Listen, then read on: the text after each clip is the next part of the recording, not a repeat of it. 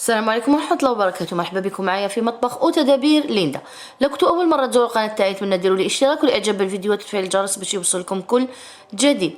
جيتكم اليوم إن شاء الله بعبارة على فيديو عبارة على مملحات راح يكونوا ميني سوفلي بالعجينة بريزي، يعني عجينة البريزي راه المالحة بيان سور، نظرا لطلب متتبعة وفية، وهنا ما حبيتش نخليولها في قلبها، ما نكذبش عليكم، لبيت لها الطلب تاعها. ان شاء الله تجربهم ويعجبوها وتجربوهم نتوما تاني ويعجبوكم ان شاء الله.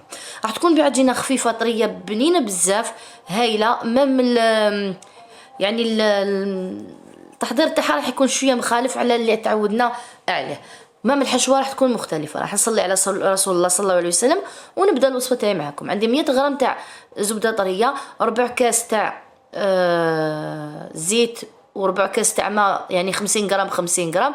عندي مغرفه صغيره سكر، مغرفه صغيره ملح، ونضربهم هكا بالباطيق حتى يولوا لي كريمه كيما راكم تلاحظوا.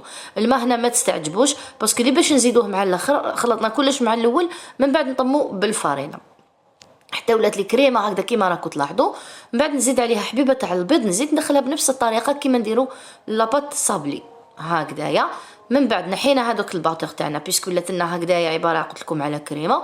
نبدا دوكا نطم بالفارينه تدريجيا غير بالعقل هكا بهذه الطريقه، ما نعجنوش بيان سور. اعجني لمي غير بيدك هكذا. انا عجنت لميت عفوا بسباتول، ومن بعد وليت استعملت يديه.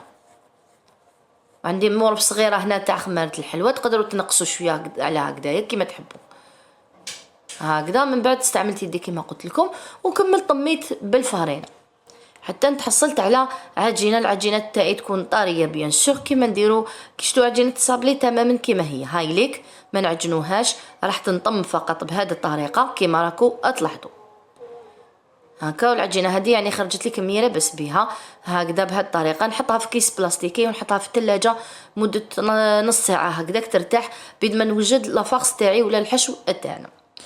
شعلت الفرن تاعي ولا الفرن تاعي، حطيت المقله على النار، درت 2 حتى 3 ملاعق تاع زيت، ونحط فيهم بصله كبيره مقطعه رقيق هكذا تتقلى. كي غير تبدا تتقلى ولا يدخل لها الطياب بهذه الطريقه، نحط عليها حبه جزر تكون مبشوره. انا بشرتها هكذا بالخشين، تقدروا ديروها بالرقيقه ماشي مشكل. قلت لكم حشوه راح تكون مختلفه على اللي متعودين عليها. الا عجبتكم ديروها، الا ما عجبتكمش تقدروا تستعملوا اي حشو تفضلوا.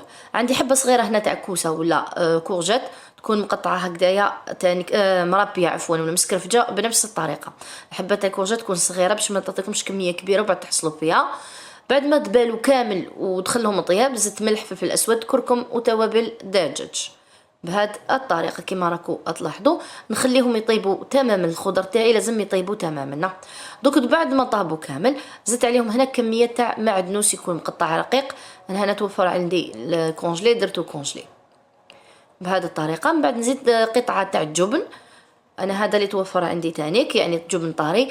تقدروا تستعملوا المبشور، تقدروا تستعملي اي نوع تاع جبن كان عندك. هنا دوك الحاجه اللي جديده في الحشو عندي هنايا بولي غوتي فيمي، هذا اللي يتباع قطعته هكا مكعبات صغيره. تقدري ديري باتي مسكرفج، تقدري تستعملي يعني الشيء اللي كان عندك ولا اللي تفضليه، دان فيمي ولا خلطته مليح مع الحشو هذاك تاعنا وطفيت عليه ونخليه يبرد تماما. هذه بالنسبه للحشو تاعنا. قلت لكم انا اقترحت عليكم وانتم تقدروا تستعملوا اي حشو ممكن يعني تحبوه ولا تحبوا تحضروه. رجعنا للعجينه تاعنا بيان سور بعد ما ارتاحت، قسمتها على 2 باش ما نقعدش نحل ونعاود في كل مره.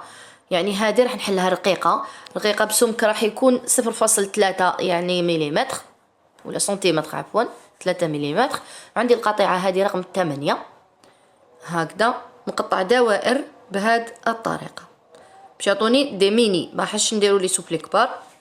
اللي عندها المول هذاك تاع السوبلي اللي يجي في الصغير ديروا، انا ما توفرش عندي، يعني ميم اللي ما عندهاش بالعاني درت هكذايا بهذه باش ميم اللي ما عندهاش راح تسلك اصلح بهذه الطريقه. حطينا الحشو في الوسط، ضغطنا هكذا في الطرف، ضغطي غير بالعقل باش ما تكسرلكش العجينه باسكو العجينه ديجا راهي هشه، سورتو كي ديروا بالفرشيطه هكا باش ما تنتقبش معاكم العجينه. شوفوا تمتم تتكسر تمتم تنتقب.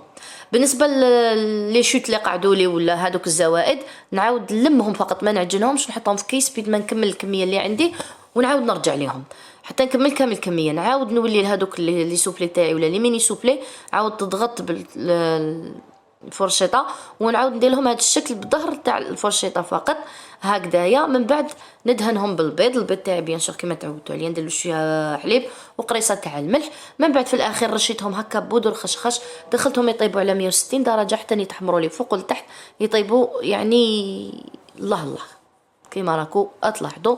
الحشو تاعي راح يكون قلت لكم بزاف بنين، وجربوها كيما راهي يعني كيما عطيتها لكم، ورجعوا لي بالخبر. حبيتوا قلت لكم تبدلوا بدلوا كيما تحبوا، بصح العجينه نضمن لكم اللي راح تكون بزاف بنينه ورائعه رائعه، اكيد ما حيش تبدلوها. الى اللقاء مع وصفات اخرى ان شاء الله، صحه فطوركم.